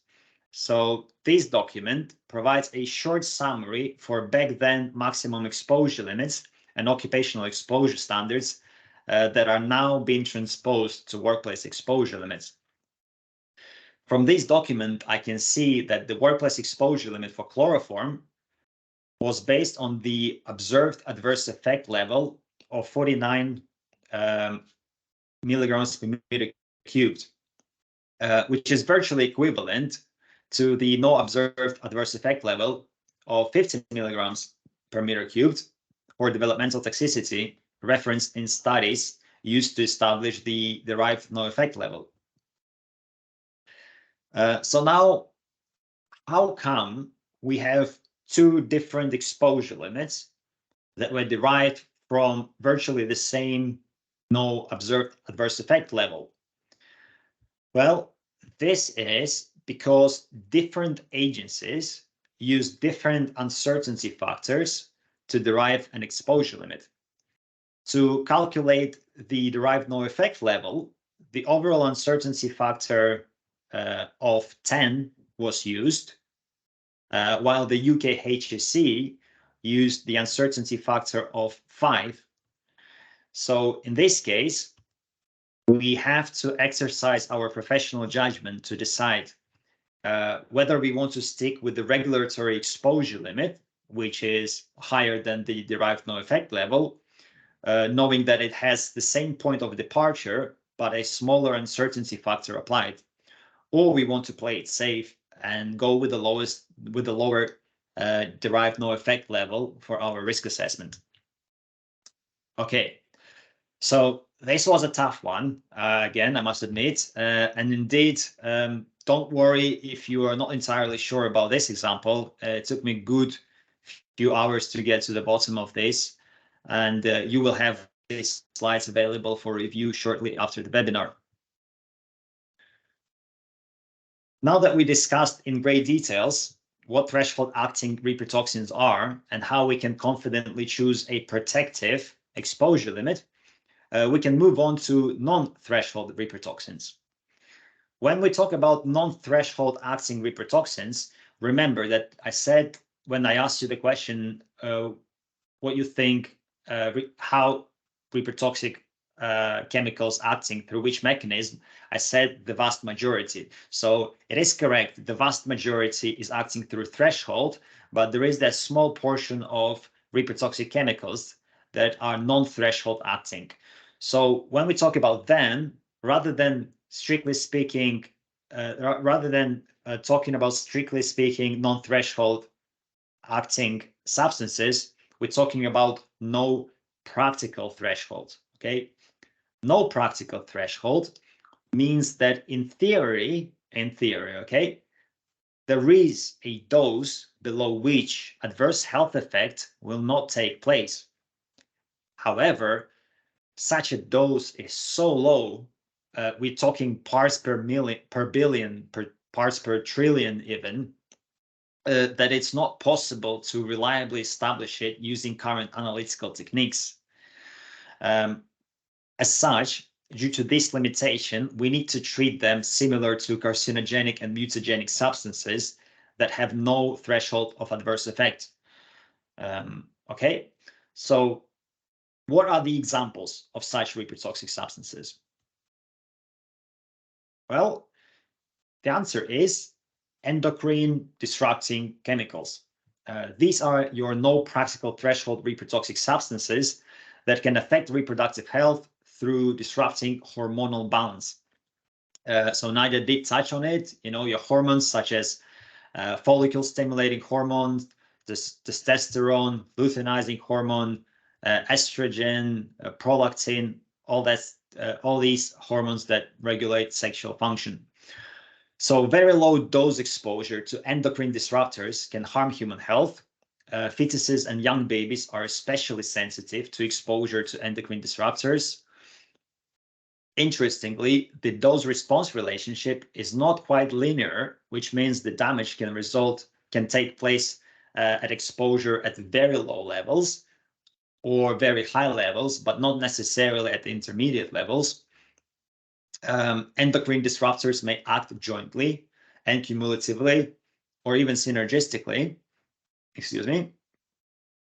and exposure to low doses of a mix of endocrine disrupting chemicals can cause adverse effects at exposure levels considered safe for the individual ingredients in the mix. So this is the cocktail effect that Nadia was talking about. So also endocrine disruptors can affect several generations by altering the mechanism of gene expression. And finally, the damage done by endocrine disruptors may not show up for years after exposure, and consequences of in utero exposure can show up in person's adult life. There are two excellent databases for endocrine disrupting chemicals called TEDx and Deduct. Both of them are invaluable tools for reproductive health risk assessment. Okay, since endocrine disrupting chemicals have no practical threshold of toxicity, we need to control the exposure to as low level as reasonably practicable, also known as a LARP. Again, I think most of you are familiar with this concept. Give me a thumbs up if you are familiar with this concept, or if I need to go over it. Yeah, I think it's the bread and butter of health and safety professionals. Yeah, LARP is basically, it's used to describe the point where additional investment into risk reduction measures in terms of time and money and effort becomes grossly disproportionate to the amount of further risk that can be reduced. And of course, each country and regulatory agency will set their own limits for what is considered tolerable, as different societies have different views. But let me ask you this, guys. What would you personally consider as tolerable risk? So for you, what would you consider a tolerable risk? So you should see poll on your screen.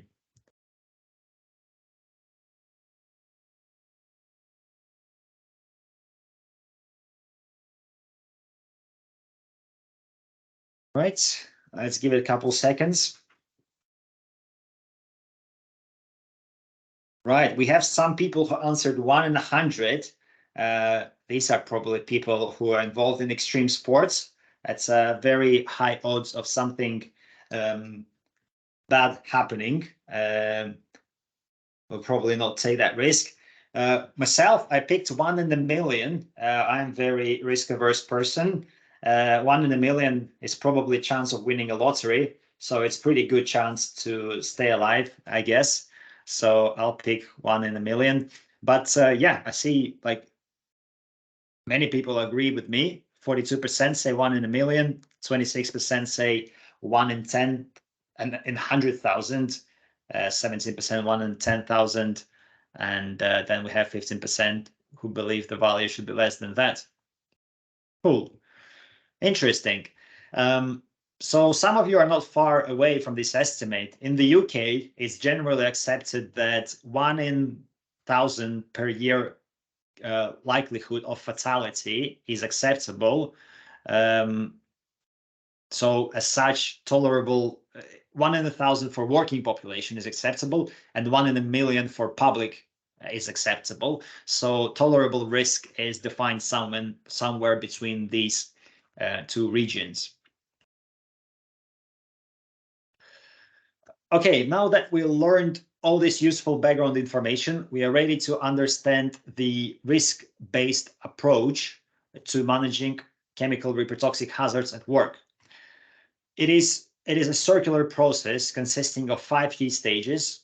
To complete risk-based reproductive health risk assessment, we first need to identify all reprotoxic hazards at work through examination of safety data sheets and other available records. We then need to assess toxicological properties of reprotoxic chemicals to understand if they follow a threshold or non-threshold mode of action. Following this, we need to complete the critical task of selecting a protective exposure limit that is based on protection against reproductive health effects and is derived from the most up-to-date studies. So this is where we unpack the basis for our exposure limits and examine it. And we then reduce any exposure below the identified threshold of toxicity. And this is done by implementing the hierarchy of controls. If we reduce exposure for threshold acting reprotoxins, or to as low level as reasonably practicable for non-threshold acting chemicals. And finally, we need to validate the effectiveness of our control measures through a robust program of exposure monitoring. Okay, very quick one about this one. So since we have international audience in attendance, I wanted to include this important update on the European legislation affecting control of reprotoxic substances. Since the inception of the Carcinogens and Mutagens Directive in 2004, reprotoxic substances were excluded from it, and they were covered by more lax requirements of the Chemical Agents Directive. Many EU member states recognized this discrepancy and decided to include reprotoxic substances into the same national legislation governing carcinogens and mutagens. However, in 2022, with the support of the various trade unions and industry representatives, the Reprotoxic Substances Directive was passed, which included reprotoxic substances into now Carcinogens, Mutagens, and Reprotoxic Substances Directive. This legislative change means that binding occupational exposure limit values will be set for all reprotoxic substances. Prevention requirements will always apply to reprotoxic substances, and when prevention is not possible, exposure must be reduced to as low as possible, or to a safe level for threshold acting substances. And a safe level must be proven by exposure measurements to demonstrate that the binding occupational exposure limit is complied with. Okay. Cool. Let's recap what we have learned in the past 30 minutes. Uncontrolled exposure to reprotoxic chemicals may result in serious life-altering effects. Exclusion of female workers from any work with reprotoxic substances is no longer a feasible option in the modern workplace, nor it is necessary to control the risk. Temporary relocation of pregnant workers from work with reprotoxic substances is a good practice. However, complete avoidance of any exposure to reprotoxic substances is unnecessary, since the risk can be virtually eliminated by controlling exposure below a certain threshold. Most reprotoxic substances have a threshold of toxicity below which there will be no adverse health effects. However, endocrine disrupting chemicals have no practical threshold of toxicity, and can cause harm at very low levels. To ensure our risk assessment offers the protection of reproductive health, we need to make sure we select the correct exposure limit by examining the documentation and rationale for the published limits. And finally, risk-based approach offers a pragmatic and scientifically sound solution to the management of reprotoxic hazards at work. Here I got a list of further reading and that I used to prepare this presentation. I suggest you read some of these publications, and I have also prepared a document with all the links to these and other useful publications, which will be emailed to you shortly after the webinar.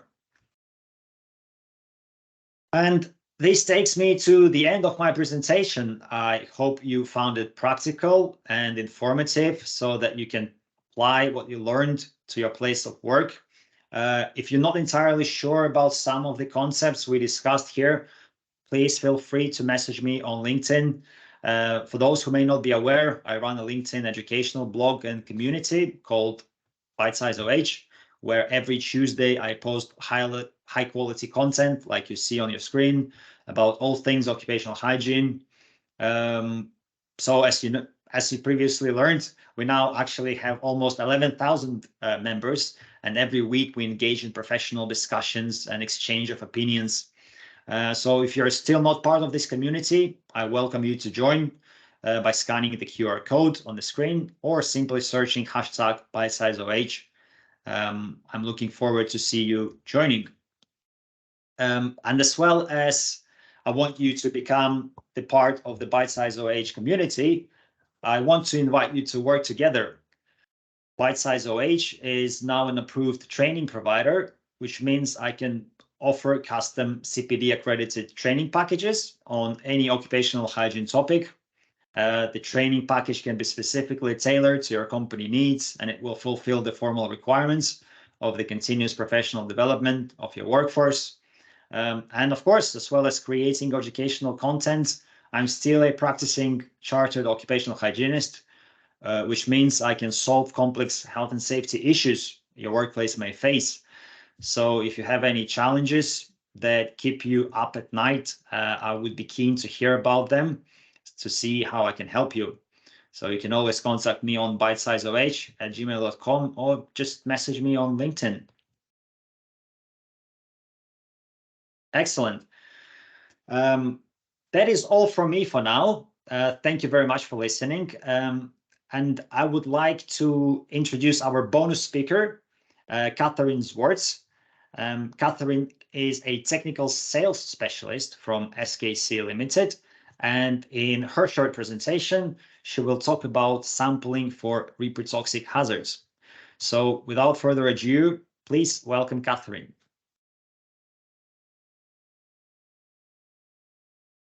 Thank you very much.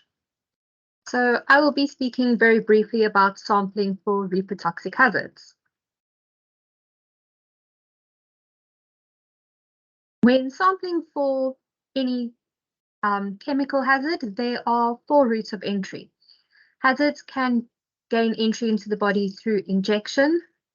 This is where the hazard goes past the skin and goes straight into the bloodstream. This is a fairly rare occurrence, but it can be a specific hazard in specific workplaces. You also get ingestion. This is where the hazards are swallowed and enter the body through the gastrointestinal tract. The 2 main ones that I will be discussing is sampling for skin hazards. This is where it is absorbed dermally through the skin, or via inhalation, where the hazards go through the nose and mouth and then enter through the lungs. When sampling for inhaled hazards, it is generally done using a personal sampling pump, as these are done to comply with workplace exposure limits to prove compliance to these limits. However, you do get static and area sampling as well. When performing personal sampling, you have your sampling head attached within the breathing zone, and this is a 30 centimeter hemisphere centered around the nose and the mouth. The pump will draw air through the sample head, which has your sample media contained inside it, and this is in order to capture the hazard on your sample media in order to quantify it. So a sort of visual representation of this is you have your hazard, which is then captured on your media. So the media is sort of a solid substance intended to capture the hazard specifically. That is its main purpose and function. And then the sample media is sent to a laboratory where they perform analysis to quantify the hazard. This is done to determine the concentration of what the hazard was in the workplace environment.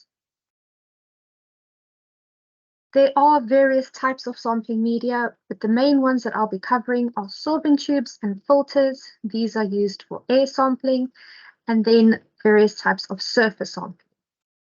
For air sampling, sorbent tubes are generally used for gases and vapors. So for the VOCs, chloroform and dibutyl phthalates were two examples that Jans mentioned, but there are various other VOCs such as benzene and formaldehyde. And you can also use them for larger particles like pesticides, which are large organic compounds. When you're looking at solid particles, you would generally use a filter.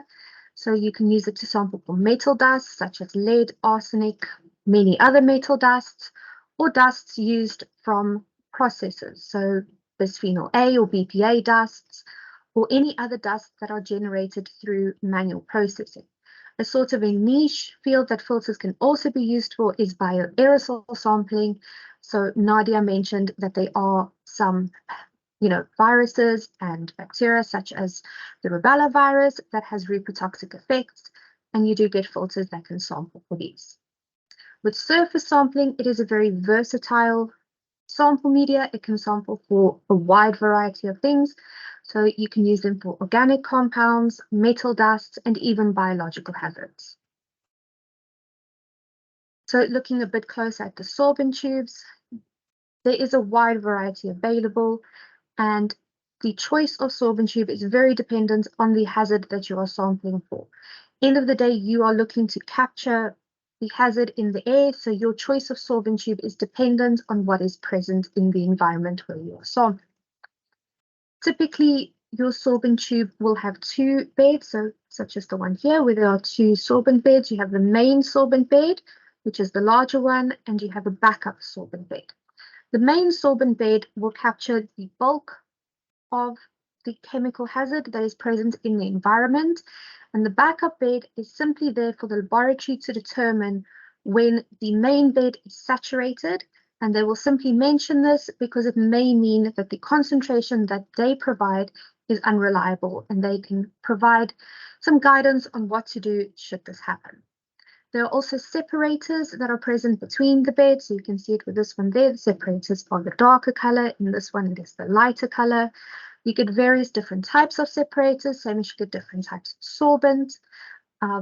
And the composition of the sorbent tubes, they're generally a glass-drawn tube with flames tips that take off. But as you can see in the image, there are various different types. And again, it very much depends on the hazard, the chemical hazard that you're sampling for. End of the day, you want to capture the hazard, so your choice of sorbent tube depends on what you're sampling for. When you're setting up the sampling train, you prepare the tube by snipping off the ends of the flame-sealed tube, and you will insert the tube into a tube holder. You need to ensure that the sorbent tube is the correct way around. There should be an arrow on the sorbent tube, but if there is not, the main sorbent tube bed should be pointing away from the pump, and there is generally a gap of air on the top. The tube should remain in a vertical position, and when performing any air sampling, it is important to note the start and stop time, as the laboratory will require this for determining the concentration. Moving on to filters. As with the sorbent tubes, the choice of filter is very much dependent on the hazards that are present in the environment, and very often you will choose a filter based on a sampling method. Some examples of filters available is your mixed cellulose ester filters. These have a very low metal content, meaning that if you are sampling for metal dust, they are the ideal choice, as it will provide very low background interference. You also get gelatin filters, which have a high moisture content. These are ideal for sampling bioaerosols, as they retain the viability and make them suitable for downstream filtering. Filters can be used for various different types of analysis. So they can be used for gravimetric analysis, which is where you pre-weigh and post-weigh. They can also be used for microscopy and chemical analysis. When using a filter, you need to insert it into a sampling head, and there are a variety of choices available. These run at various different flow rates and have different features depending on what you're sampling for and how you're performing sampling. So it is important to familiarize yourself with how they work when performing the sampling. Moving on to some surface sampling, we have the ghost wipes, which is this one over here, and the smear tabs.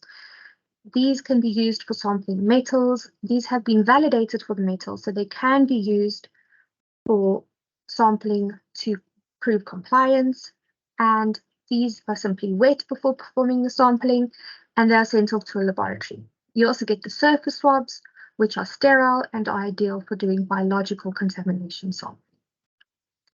We have various products that do a color change reaction, and these can do an on-the-spot result. So our surface and skin wipes, which are the ones on top, can provide results for a wide variety of compounds, a variety of organic compounds, and a few metals. And our full disclosure kit provides, kind of a check to see if there are lead or lead compounds present, and this can also be used on both surfaces and skin. In terms of some of the physical hazards that Nadia mentioned, there are options available for those as well. In terms of noise monitoring, if you're doing personal noise monitoring, you would want to use a noise dosimeter. This is placed on the shoulder area next to the ear, and it measures how much noise is taken in by the person wearing the dosimeter. In terms of vibration monitoring, typically you would have a hand-arm vibration device, as most of the vibration taken up by a person is when you're using power tools. There are very few sorts of whole body vibration measuring devices out there. So that is what we have. It is also a hand-arm vibration meter. Yes, that is everything that we have.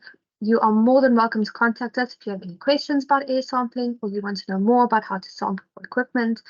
There's also a lot of information available on our website, so please give it a visit and see if there's anything that you're interested in. And back to Jans. Excellent. Thank you very much, Catherine. I'll take the control back.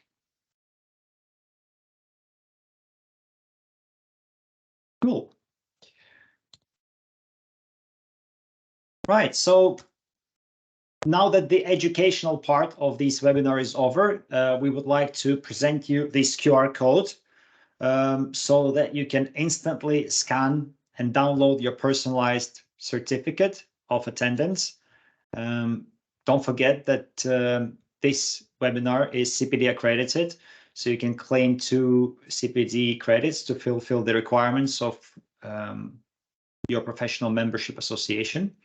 And of course, we would love to see you celebrating your achievements, so please share your certificates on LinkedIn and we will join you in congratulations. If for some reason the QR code doesn't work for you, do not worry. You can use the direct link at the bottom to access your certificate. The presentation slides will be sent shortly after the webinar is over as well, so you'll be able to see this link to access it. So I'll just stay on this slide for a little bit so everyone can take a picture of it or scan. You'll get a certificate like this with your name, surname, our logos, and the name of the webinar, and which will say accredited webinar, 2 CPD credits. So please scan it now. Cool. We are running slightly over the time, so we will do a very short Q&A session, perhaps 4 or 5 questions. Have few questions here from the earlier chat, but also feel free to type your questions now and we'll pick it up. So I have written down a few of them, and let me see which we're going to pick first. Cool.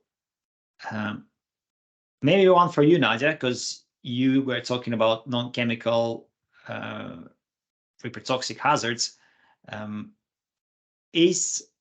Someone is asking if flying could be a risk for pregnancy. Oh, good. Yeah, good question. So certainly, because I mean, with flying, you've got aspects of, risk of blood clots.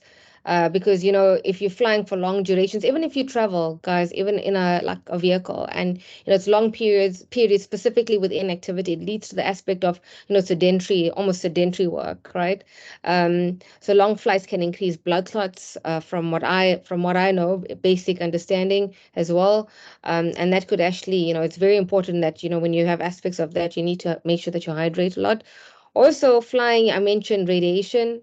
So exposures to cosmic radiation with, those levels are generally also, it depends how often you fly as well.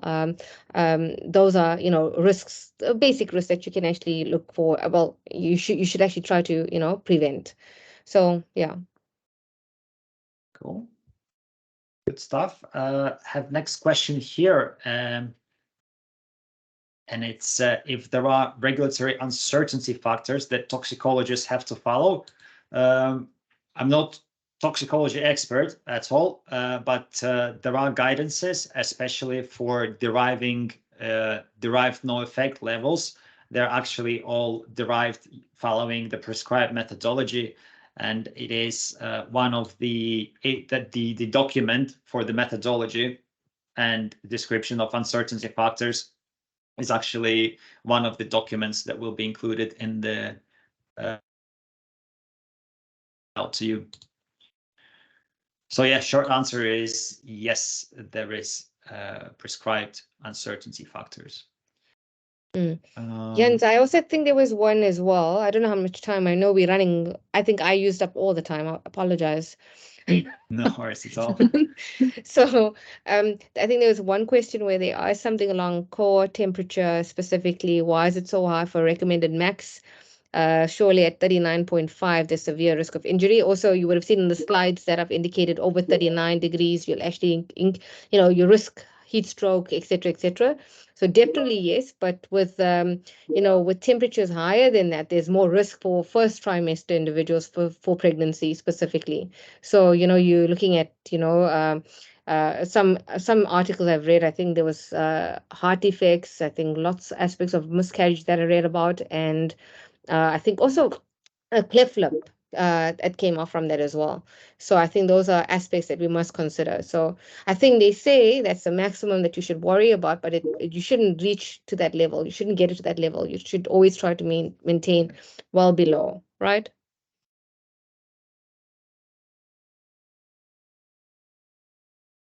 Right. Okay, good stuff. And this one that I really want to answer, and it is from someone saying that examining OELs in such level becomes more complex. So how many substances would you examine this way to do a risk assessment? Sure, a lot of hygienists are not taking this approach. We just trust whatever standard we subscribe to do. I hear what you're saying, but I urge everyone to read a big disclaimer, not disclaimer, it's actually called special note to users on the front page of ACGIH threshold limit values, which says in bold that it is imperative that the user of this book read the introduction to each section and be familiar with the documentation of the TLVs before applying the recommendations contained herein. So basically, they're saying that you need to fully understand why this exposure limit was set at this level and what are the limitations before you apply it in your risk assessment. So yes, it is time consuming, but it's very much necessary for serious hazards like this. Okay, I think we'll move on because we are running over the time. Nadia, I think this one is for you to present. So Great. if you take So I'll over. take control. Okay, so let me take control on this. Jens has to make me work. He says I have no option. Okay, so my control of that has disappeared. There we go. Jens, are you back? Yeah. We just need to display the presentation again. We've lost the abilities for presentation. All right. See.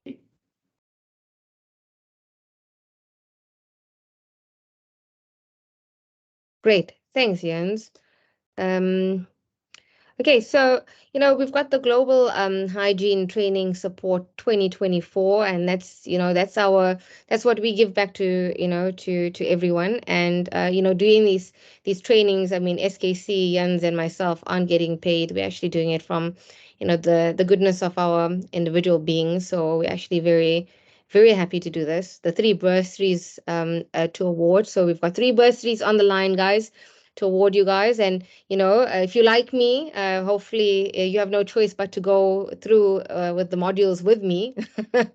So we've got, we're hosting the W201 Basic Principles of Occupational Hygiene. Typical cost, £1,400 per module. That's per bursary. So I mean, if you calculate that, that's a lot, guys, of money that's actually being given to you guys for the 3 individuals that actually awarded it. And good luck to you all. Training and exam fees are fully covered, and it wouldn't have been possible without SKC helping out, and Jans helping out, and myself helping out. The 3 of us actually make such a good team to give you guys this amount of education and worth of knowledge. And we look forward to hosting you guys, and we look forward to having more webinars like this next year to give out more. So why W2? Why do we have to do the 201 module? The last time we hosted W501, and it was quite a nice module to do because it was very technical. So we decided let's start the new year with a 201, because 201 starts in January, and it allows you to enter the profession and get on the pathway to obtain your certificate of operational competence in occupational hygiene. And this is where if for the guys that actually don't practice occupational hygiene, don't do occupational hygiene in their daily lives, this is where you'll actually learn the fundamental concepts, okay? And it will actually entice you to do all the other 500 modules coming forward. So good luck to you all. We look forward to you, and you can actually see that little diagram that we've developed there. It actually looks at the international certification process and how you can actually move up that, okay, to gaining that international certification. So looking forward to you all. I also look forward to having you in class, and all the courses and all the modules are going to be online for us. So you don't have to worry about traveling to South Africa. We'd love you here, but if you don't make it, it's online for you, for those that are going to be awarded. And then we've got, Tula Sizwe. So he was one of the recipients this year. And Tula Sizwe, before we discuss the bursary application process, we'd like to give you the stage, in terms of, welcoming Tula Sizwe, who has successfully completed W501 module. And, each one of you guys that come through with me to doing this module, you guys become not delegates or awardees. You almost become friends. We build that relationship. So Tulasizwe is a port health officer with Eswatini Ministry of Health. The completion of the W501 module allowed him to learn the skill set to correctly identify hazards at the work and measure controls, and measure and control them within acceptable limits. Currently, there are no occupational hygiene service providers in Eswatini, and all the work is outsourced to South African companies. And the newly acquired skill set will allow Tulasizwe to become a registered occupational hygiene technologist and to offer also OH service locally. So can we welcome Tulasizwe into the chat? Tulasizwe, are you there? Tulasizwe, you should be able to let me allow your mic and camera so you can turn it on.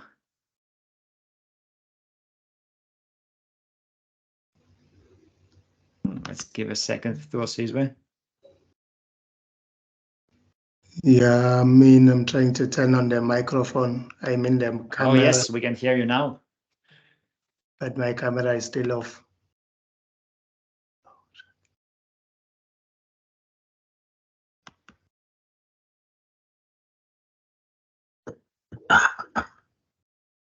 I don't know if am I visible now. No, Not yet, you're in Tula. like in the gray haze, but we got big picture of you on the screen. So if we can hear you, we got you here with the certificate in front of us. Okay, thank you. First and foremost, I'd like to greet everyone. For us, it's evening, but I can say good day to every participant. I count myself as a pioneer and the first recipient and the successful completion of W501 as the first webinar that was issued in February 2023. And I am glad to be part of it. The award, it made me to jumpstart my career path through receiving formal training on occupational hygiene, which equipped me with the necessary skills and techniques to be able to practice in the field of occupational hygiene. Concerning the learning experience, I find it to be incredible from the tutor who was beyond being well-versed in occupational hygiene, which we can attest to it, Ms. Nadia Monday, and always with practical example from different scenes encountered. You know, as a person who has not practiced or has been engaged in any of the occupational hygiene services, to have a person who can speak directly from the field, it was a great eye-opener. And also the team of other students which we partook with in taking the W501 course. You know, they would also come up with examples such that in the end, you have established lifelong partners with whom you can consult anytime for any situation that concerns occupational hygiene. And winning the module and also participating in the W501 course, it made me to realize the gaps that need to be addressed from the policy framework up to advocating for occupational hygiene services to be embraced in order to protect the employee in the workplace while still protecting the community at large. And I believe it fulfills the whole scope of occupational hygiene. So there will be being a recipient of the bursary. It presented me with an opportunity to save on the cost of modules. Now I'm ticking that I'm one module less that I've already completed. And also it means now I've got 5 to complete, which I'll pay for myself. But one to subtract 1, it's been very incredible to me, so that it made me to focus on other things. It presented also an opportunity to kickstart the career in occupational hygiene. Therefore, I'd like to take this opportunity to encourage every participant in this webinar. Sorry for those who are already practicing occupational hygienists and technologists, but to those who are at entry level, I'd say this is the best opportunity to partake in this bursary award. You can be also a recipient and kickstart your career path in this wonderful career of occupational hygiene. Good luck to all future participants. Remember, I am the pioneer of the recipients. Thanks, over to you now. Thank you, Tula. Thank you very much, Sizwe. Thank you. To Lesizwe, you know, guys, as much as, you know, we've got, you know, individuals participating, you know, as much as they learn from us, we actually learn from them. And that is why we say that, you know, this session is more so, you know, when you take it and you underdo these, you know, you undertake these surveys, they're about, I mean, these you know, these modules, they're about engaging and interacting with one another. And that's what's, you know, that's what we actually want to achieve. Okay, so Jens, I think I'm going to do the one more. So, you know, eligibility criteria. So remember, this is the application process starts today, the 28th of, I'm just checking the date, 28th of November, and will last for 15 days until the 12th of December. Remember, during this time, all interested individuals will need to submit a CV alongside 250 words motivation letter to ota.bursary@gmail.com. So you can actually see that's how you apply for the bursary. And we wanted to keep the eligibility criteria as wide as possible to make sure that we don't exclude deserving individuals. And the course will be delivered as a distance learning, so applicants can be away from the country. So remember, we do it over online, and we've been accredited as Nexum to do these online and host these online. Also, you don't have to be working or studying in the field of occupational health and safety to apply for this bursary. And if you're able to demonstrate the bursary will help to make a transition into OH, then your application will be considered, okay? We also have made some restrictions though, so to make sure bursaries are awarded to those who will benefit from them the most. Applications with an existing OTA module or recognized hygiene credential will not be eligible.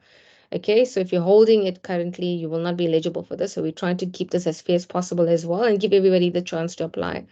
The selection committee will consist of Nexum, SKC, Europe, bite-size OH representatives, and the consideration will be given to geographical demand for hygienists, applicants' socioeconomic background, and also the award could enable career entry or advancement. We will announce the recipients on the 12th of December, and if you have been selected, then you will also receive an official letter confirming the award. And you mustn't worry too much about remembering all these application processes and this information, as it will be forwarded to you after the webinar alongside the recording. So you'll get all this information. So guys, just one important thing, please book yourself out from the 19th to the 31st of Jan, because that's when we're actually hosting the course. Make sure this is remember, it's £1,400 for attending this, so we want to make sure that you understand the cost if you don't make this date. So we good luck to all of you. I look forward to having you in my class, and also Happy New Year. Jens, over to you. Thank you very much, Nadia, for taking us through the application process. And thank you very much to Asizwe for the words of motivation for our future applicants. But this also takes us to the end of the webinar. I cannot express enough how grateful I am for being able to organize such an event with such a great attendance. Of course, the support of my friends from Nexum and SKC enables me to do that, but it would not be possible without you guys joining in to learn about occupational hygiene and take away this knowledge to make your communities safer and healthier. Today, at one point, we had 430 attendees tuned in at the same time to learn how they can better protect workers' health. Today, we had people joining from 69 countries from all around the world. I want to say that today I felt a part of something bigger, a part of an international community of highly devoted individuals with one common goal: to make this world safer and healthier. So I want to say a big thank you to every person on the call today. And you should all know that together we can be the change. So Nadia, Keith, Catherine, would you like to say some words to our international community before we move on to closing this meeting? You're on mute, Keith.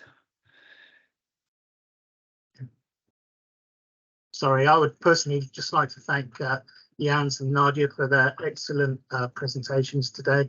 I've certainly learned a lot about the subjects that I didn't know, and Catherine and myself and the SKC team would welcome any inquiries from you. It was nice to know at the poll in the beginning that 72% of you already knew about SKC. So I hope that we're going to reach the 28% of you that didn't know about SKC today. But thank you all for attending, and we look forward to possibly being in contact with you in the future. Bye for now. Nadia, anything from you? I think I've spoken enough, Jens, and so I think I just want to thank you all for attending. I know it's quite late for some of us, and I enjoy all interactions already. I can see there's emails and LinkedIn messages, and I will respond. Give me this week. I'm attending another conference tomorrow. So guys, thank you so much for being here. I look forward to all your engagement. Remember, my number is also a WhatsApp number. You're more than welcome to message me at any point, and let's make a difference, guys. Let's help each other. Let's see how we can help those that can't help themselves. And I think we must just live by that and give back as much as we can. So Jans and SKC, I wouldn't have done it without you guys. I appreciate your support, and I think this is something that we can consistently do in the years coming forward. So thanks, guys, and thanks everyone. Okay, right. So I will take to close out this meeting. Once again, thank you very much for joining us today. It was a great pleasure to host this webinar, and please reach out to us and stay in touch for the future webinars. So until next time, stay thoughtful and stay curious. Goodbye now. Bye for now. Bye.